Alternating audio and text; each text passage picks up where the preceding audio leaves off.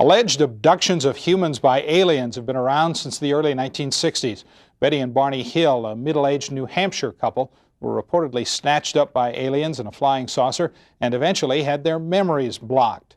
Since their case was made public, thousands of others alleged abductions have been reported all over the world. Tonight, in Part 6 of our series, UFOs, the Best Evidence, George Knapp provides an overview of the abduction experience. Reports of abductions by space aliens are perhaps the least credible aspect of the ET phenomenon. The stories are so unsettling, so far outside our realm of experience that the human mind can't easily absorb them. The evidence suggests, beyond any doubt, as far as I'm concerned, that we're being visited by some form of intelligence which is higher than ours, and some kind of technology which is higher than ours, and it is able to pick up human beings at will as objects of study, the way we might a lesser species. To admit all of those things as possibility, as a real possibility, is to be staggered. So we keep it at arm's length conveniently. Hopkins has done more first-hand work on abduction cases than anyone. He lectures all over the country, has written 2 best-selling books on the topic, created a foundation to help abductees, and has interviewed and investigated thousands of people who claim an abduction experience. There's an enormous number of people who have been through this experience and who are having recurring abduction experiences. I don't know how it operates on this scale. I don't know how they can do it, but they're doing it. Who are the abductees? Hopkins says they come from all walks of life, and because so many say they were first abducted as children, Hopkins and others believe the victims are chosen more for genetics than anything else. A university study of 225 alleged abductees found them to be above average in intelligence, self-sufficient, honest, and generally devoid of mental disorders. Is that someone there? You know, I see you. I'm seeing someone there. I don't think I like this. It's going fine. Get out! It's going fine. Away! Get away! Out! Get out! The movie Communion, like the book of the same title, is based on what writer Whitley Strieber says are real-life experiences. Strieber doesn't claim to understand the full story of what happened to him, but he insists it is real, not something he dreamed up under hypnosis. The material I was talking about, none of it is based on hypnotic regression. I've remembered pretty much everything that's happened to me at my cabin, and most of the other people have too. And most of the letters I receive are from people who have just natural memory. They haven't been undergoing hypnosis either. The experience described by many abductees is sometimes compared to rape. Hopkins once arranged for a psychologist to evaluate the case files of several alleged abductees without telling the doctor what he was looking for.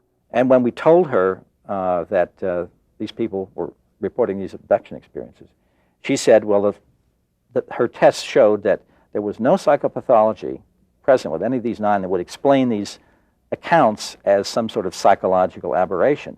And she said, though it doesn't, nothing proves that they had the experiences, she said, if they had had these experiences, these are exactly the sorts of problems you would find as with rape victims. And this is a species of rape in a certain sense. And then I can't talk anymore, I can't yell anymore. And then one behind me pushes me up and starts pounding on my back. Pounding on my back. What do they want? What do you want from me? What are you doing to me? What do you want? I want to go home. Hypnotherapist Lane Keck has been contacted by dozens of alleged abductees from all over the country. While most proved to be wrong about their experiences, Keck has found 2 that apparently were not wrong. There's certain cases that I cannot disprove. And there are some who seem to remember clearly being abducted, going aboard a mothership, and being shown different things. And of course, there's no way to prove it. But what I can say is it appears, just appears, that they have had this experience or believe that they have had it. But Hopkins says there is frequently physical evidence to substantiate these stories. Often the victims discover unexplained cuts, scoop-like scrapes or scars, as if skin samples had been taken from them. Alleged UFO landing sites are sometimes found near the spots where abductions supposedly occur. The grass is killed. the soil is baked to a kind of rock-like hardness. And we don't know what does that, but there is a circle of absolutely dead grass and absolutely rock-like soil, which will not then support life.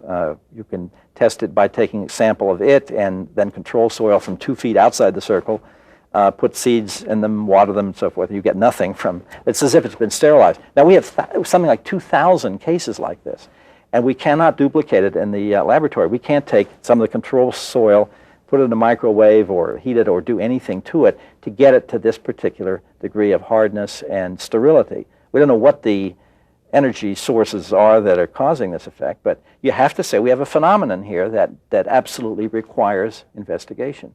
Regardless of this other evidence, the debate over abductions always seems to come back to the use of hypnosis, and with good reason. Tomorrow, we'll examine some of the problems associated with hypnosis and some alternative explanations for abduction experiences. We'll also update the investigation of what some have called the abductee murder case. George Knapp, Eyewitness News 8.